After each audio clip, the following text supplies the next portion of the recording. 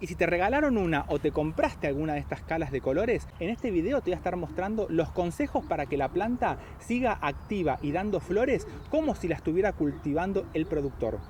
A nivel comercial, cuando el productor empieza con este cultivo, arranca directamente con lo que son estos bulbos.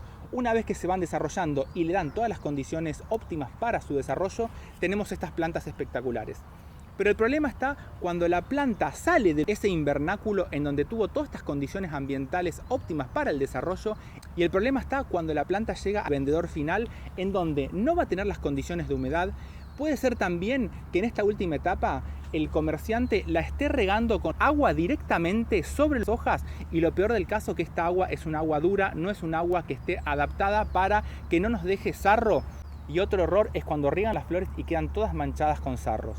La falta de humedad que vamos a estar teniendo en esta última etapa nos puede llevar al caso en donde las flores se empiezan a morir y se deshidratan totalmente.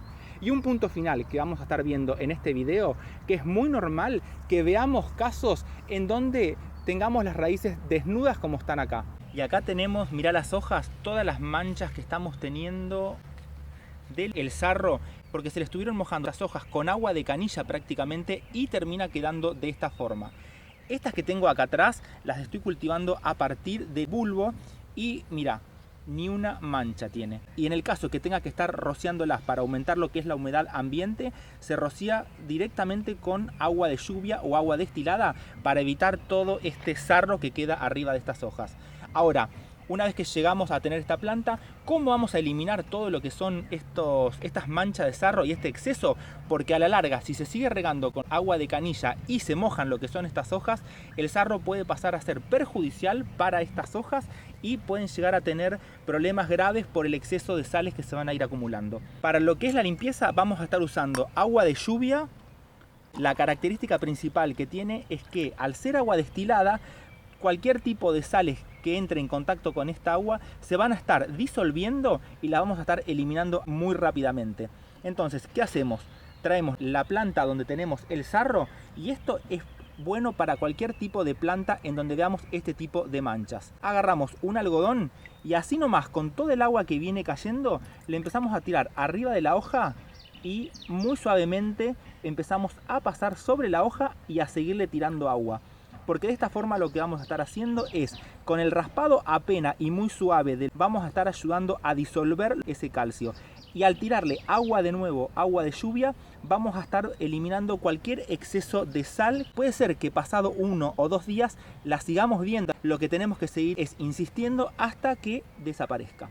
Hacemos exactamente lo mismo y con mucho más cuidado para que duren mucho más tiempo. De esta forma terminamos de sacarle todo lo que es el exceso de sales en las hojas y vamos a lograr que esta planta dure mucho más tiempo. Y otro punto muy importante es la humedad en donde se va a encontrar esta planta. Son plantas que cuando se están cultivando en los invernáculos van a vivir con una humedad muy alta. En el caso nuestro, no te la recomiendo que la dejes en ambientes donde tengas estufas, donde haya aire acondicionado, porque justamente las dos formas terminan secando el ambiente.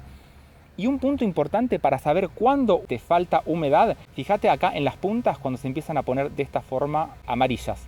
Esto significa que la planta está necesitando más humedad ambiente. No es lo mismo estar regando a nivel de la raíz que la humedad ambiente.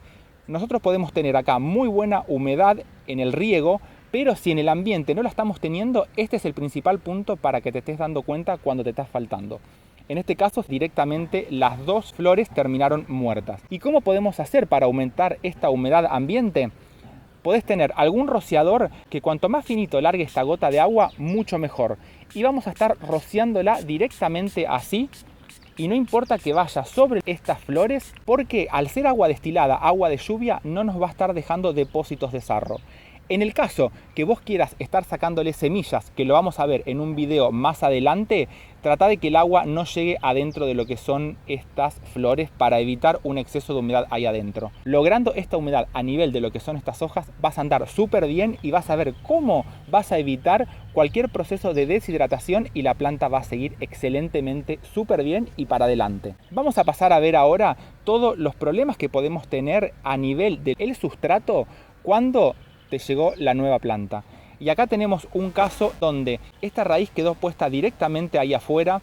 Durante todo lo que fue este proceso de producción, a nadie le importó que esta raíz está acá afuera.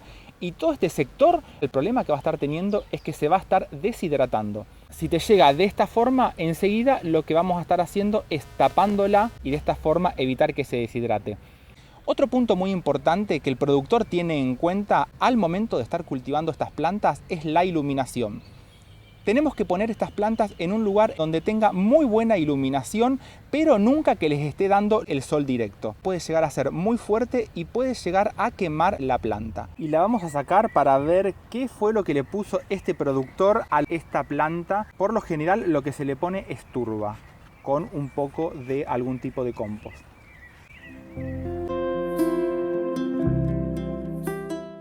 Miren lo que es esto.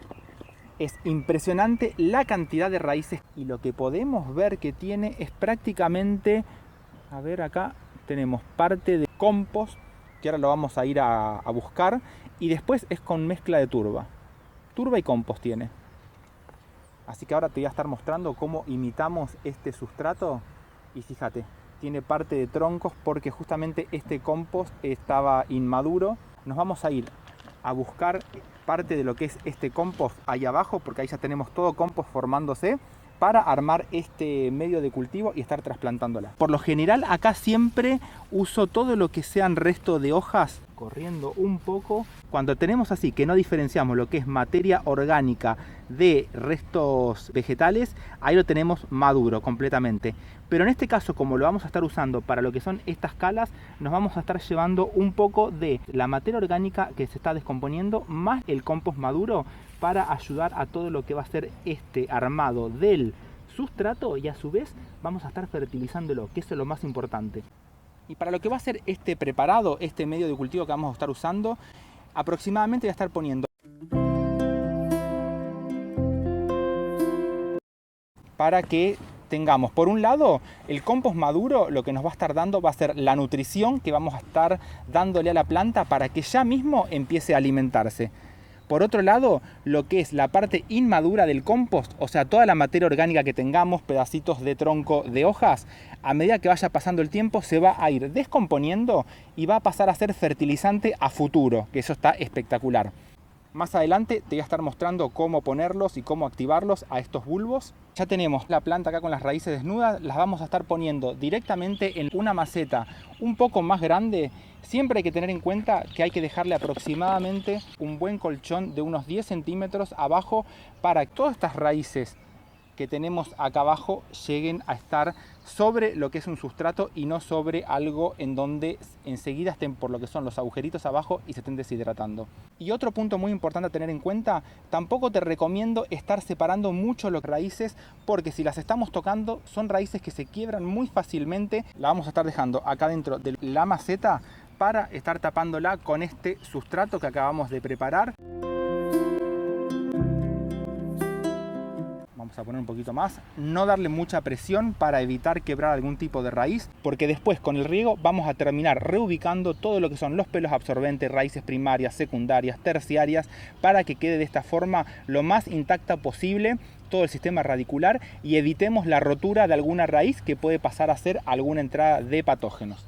Y una vez que pusimos todo el sustrato, siempre vamos a dejar de 2 a 3 centímetros desde lo que es el sustrato y la maceta para poder estar regándolo y de esta forma lograr una humedad espectacular a nivel del sistema radicular y evitar que esta agua se nos caiga por los bordes. Gracias a que le pusimos el compost maduro, vamos a estar teniendo los nutrientes disponibles para que la planta lo empiece a usar ya mismo y de esta forma se esté nutriendo para completar todos los procesos biológicos.